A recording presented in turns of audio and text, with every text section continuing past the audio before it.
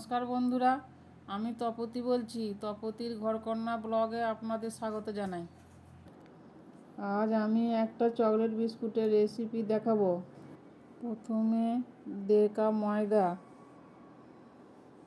1 cup চিনি গুঁড়ো, 1 চামচ বেকিং পাউডার,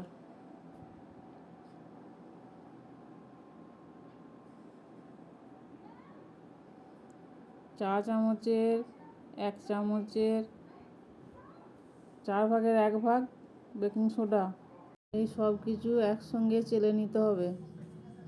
পরে আমি জিরে ও কালো জিরে দিয়েছি, আপনারা দিতেও পারেন, না দিতেও পারেন। এরপর সামান্য লবণ ও 2 চামচ কোকো পাউডার দিয়ে ভালো করে মিশিয়ে নিচ্ছি।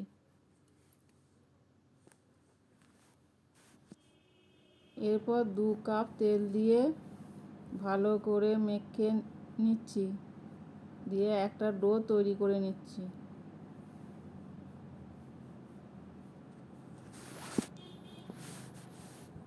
আমাদের ডো রেডি।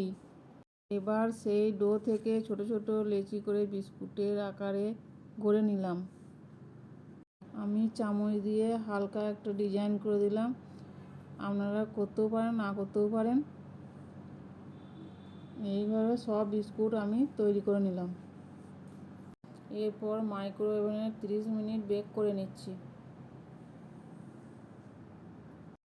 30 মিনিট পর মাইক্রোওভেন থেকে বার করে নিলাম, পরে ঠান্ডা করার জন্য রেখে দিলাম।